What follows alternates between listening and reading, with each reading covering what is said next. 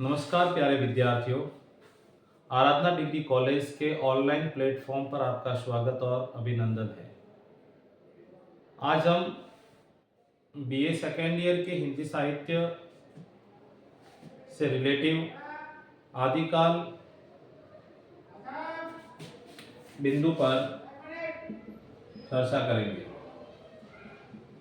BA second year Hindi साहित्य और हम पढ़ रहे हैं आदिकाल में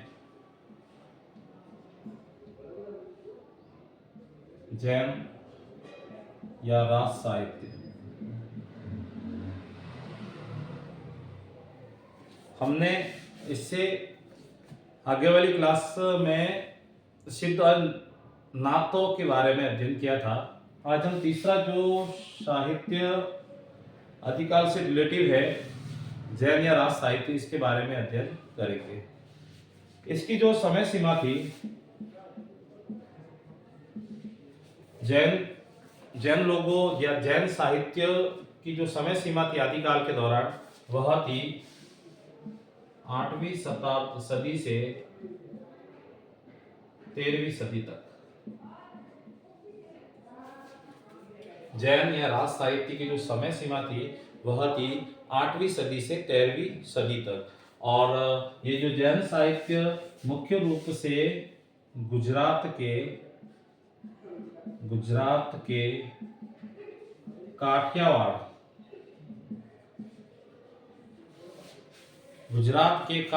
में पनपा। ये जो जैन या रास साहित्य जिसे हम कहते हैं वह गुजरात के काठियावाड़ में पनपा। इसकी जो मुख्य भाषा थी जैन या रास साहित्य की, वह थी अपभ्रंश भाषा।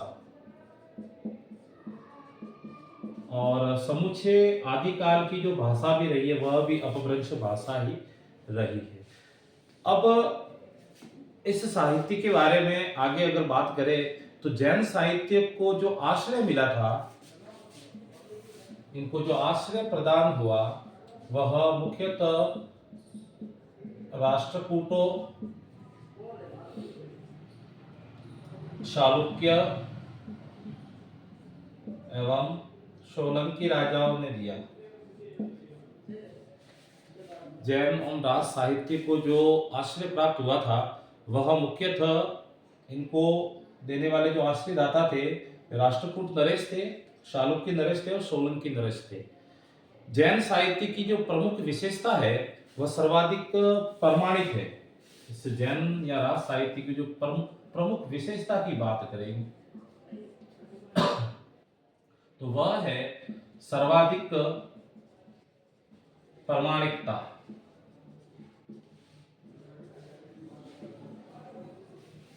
रासो साहित्य की जो विशेषता की अगर बात करते हैं तो उसमें अप्रमाणिकता, अर्ध प्रमाणिकता और प्रमाणिकता के बारे में बात करते हैं। लेकिन यहाँ पे जो जैन या रास साहित्य की बात करेंगे वो उसकी सर्वाधिक प्रमाणिकता के बारे में बात करेंगे।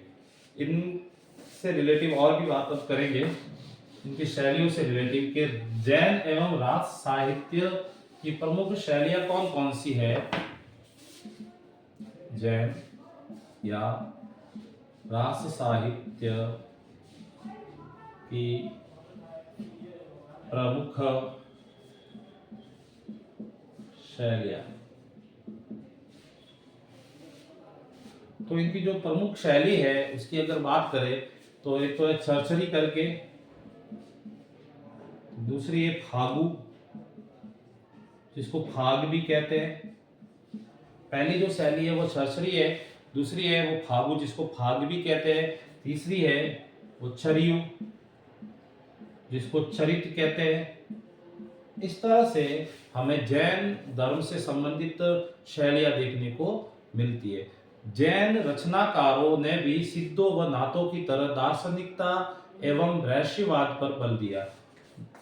अब जैन साहित्य एक अभिन्न विशेषता एक और है, जिस तरह से सिद्धों ने या फिर नाथों ने दार्शनिकता एवं रहस्यवाद पर बल दिया, वही बल ये जैन या रास साहित्य में भी देखने को मिलता है, या फिर इनके कवियों ने दिया। हजारी प्रसाद द्विवेदी जी इन जैन या रास साहित्य के बारे में कहते हैं कि यदि इन जैन रचनाओं से या फिर इन जैन रचनाओं में से विशेषण शब्द या फिर जैन विशेषण शब्द हटा दिया जाए, हजारी प्रसाद द्विवेदी का एक कथन है,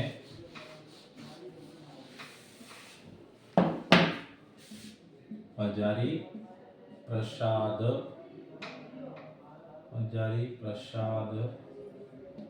द्विवेदी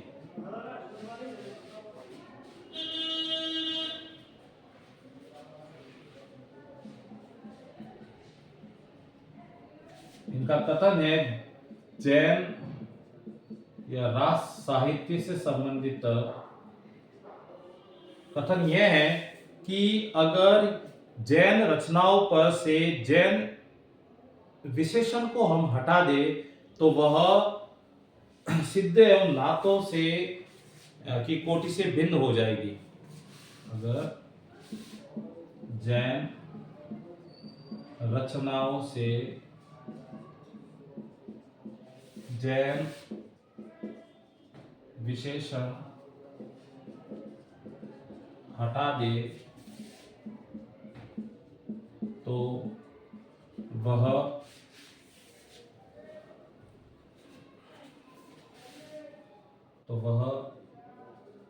सिद्ध व नातों की कोटि से सिद्ध एवं नातों की कोटि से भिन्न नहीं लगेगी। ये हजारी प्रसाद द्विवेदी जी का कथन है।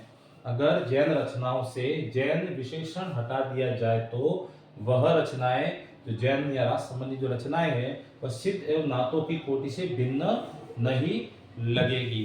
अब जैन रचनाओं में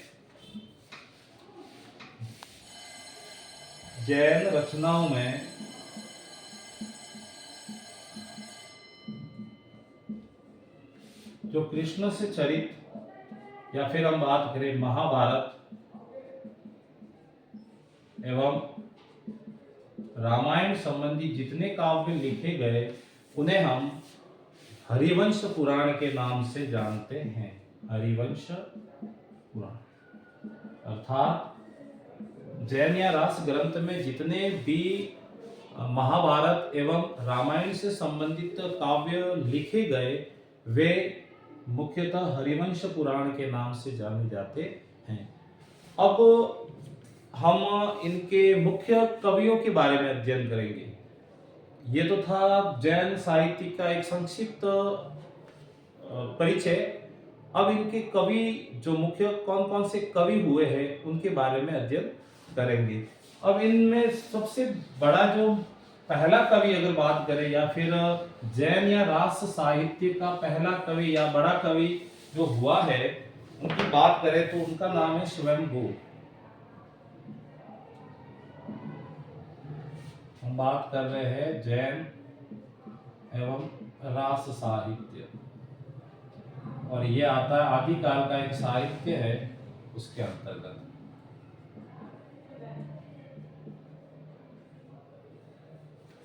अब जो कवि हुआ है मुख्य एक, उसका नाम है स्वयंभू।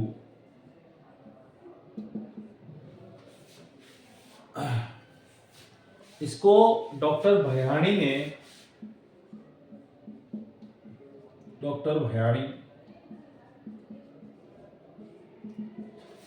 इनको अपभ्रंश का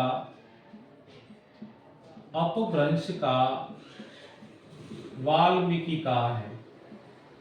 डॉक्टर भयाणी ने इसको अपभ्रंश का वाल्मीकि कहा है, क्योंकि इस स्वयंभू ने वाल्मीकि रामायण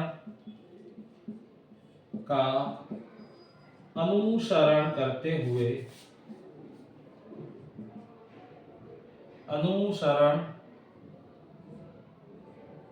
अनुसरण करते हुए अपभ्रंश में रामायण लिखी।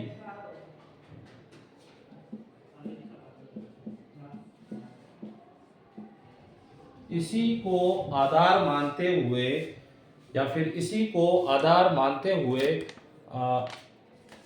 इनको हम अपभ्रंश का वाल्मीकि कह सकते हैं। इनका जो मुख्य ग्रंथ है, इनका जो मुख्य जो ग्रंथ है उसका नाम है पवनचर्यु।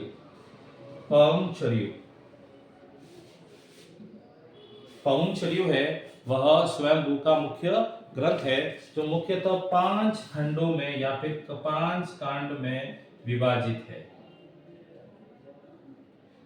तुलसी की जो वाल्मीकि की जो रामायण है वो 7 खंडों में विभाजित है, और इसी को जो अनुसरण करते हुए स्वयंभू ने जो रामायण लिखी पवनचर्यु नाम से, वो मुख्यतः 5 कांडों में विभाजित है।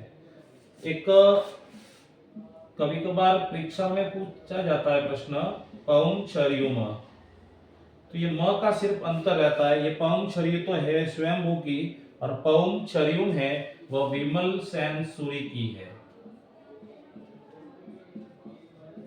कंफ्यूज नहीं होना यहाँ पे, म पवनचर्युम तो विमल सेन सूरी।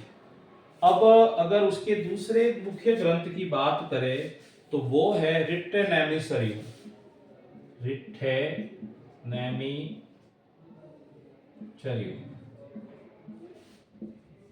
पहला ग्रंथ है पवनचर्यु, दूसरा है रिट्टेनेमिसर्यु, तीसरा है न्यायकुमारचर्यु।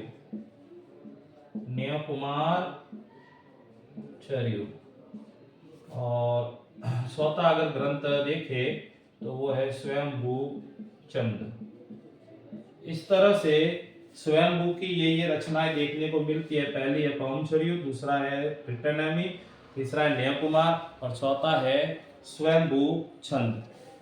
अब यही वो स्वयंभू है जिसको हिंदी साहित्य के लेखक हुए राम कुमार वर्मा,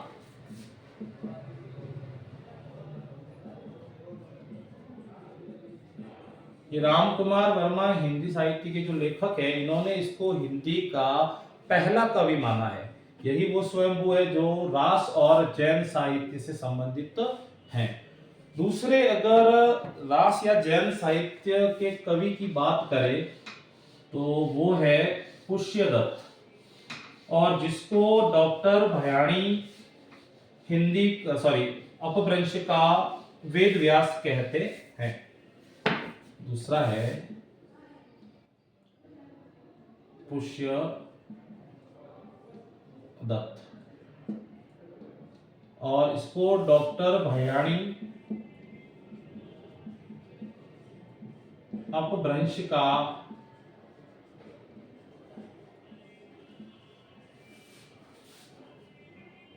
वेद व्यास कहते हैं।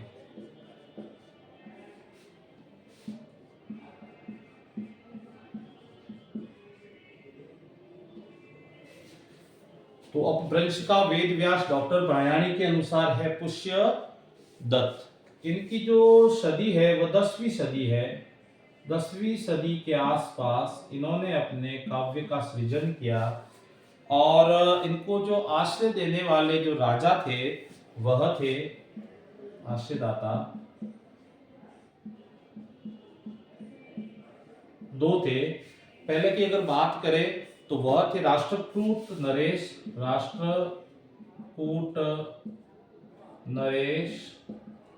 कृष्ण द्वितीय।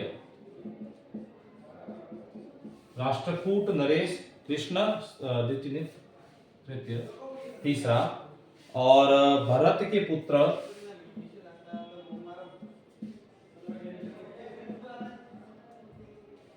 जो भरत का पुत्र हुआ था, और राष्ट्रकूट नरेश जो तीसरा था, इन्होंने इसको आश्रय प्रदान किया था।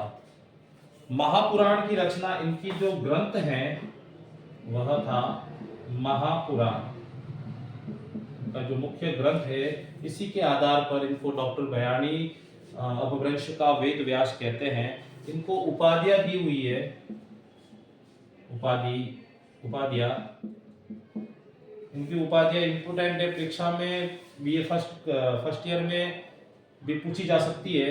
और हालांकि आपके जो बीए सेकेंड ईयर के सिलेबस में अगर जैन के राज साहित्य हैं तो इनकी उपाधियां पूछ सकते हैं कि पुष्यदत्त की कौन कौन सी उपाधियां हैं, या फिर अभिमान मैरू या कविकुल तिलक किन किन की उपाधि है, किन की उपाधि, अभिमान मैरू इनकी उपाधि है, कविकुल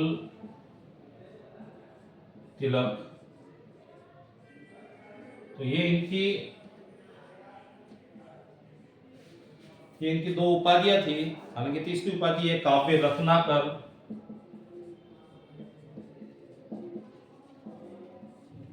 इस तरह से ये पुष्यदत्त अपने काव्य में प्रसिद्धि प्राप्त करके इन प्रकार की उपाधियों को ग्रहण करते हैं। अगर हम उनके दूसरे और एक काव्य ग्रंथ की बात करें तो न्यायकुमार चरियु,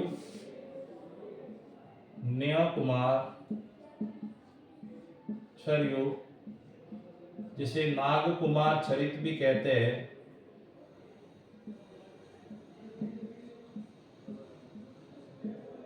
अब जो न्यायकुमार उधर पढ़ते हैं उसकी अपेक्षा ये वाला इनका प्रसिद्ध है। दोनों में से ये वाला जो न्यायकुमार चरियु था वो प्रसिद्ध था। स्वयंभू के भी न्यायकुमार चरियु की बात की थी, उससे ये ज्यादा प्रसिद्ध था। तीसरे अगर ग्रंथ की बात करें जसहर चरियु, ये तीसरा इनका ग्रंथ है। एक आपको मैं बता देता हूँ, ये न्यायकुमार या नागकुमार चरित के अनुसार पुष्यदत्त थे वो शैव धर्म से रिलेटिव थे, लेकिन बाद में वह बौद्ध धर्म को स्वीकार कर लेते हैं। ये न्यायकुमार चरियु के अनुसार था। हम आज की क्लास में इन दो लेखक जो महान लेखक हुए जैन साहित्य या रास साहित्य से संबंधित, विभिन्न परीक्षाओं में अलग अलग ढंग से इनके बारे में प्रश्न पूछे जा सकते हैं और आपके बीए सेकेंड ईयर में भी इनसे रिलेटिव छोटे छोटे प्रश्न पूछे जा सकते हैं। आज की क्लास में इतना ही। धन्यवाद।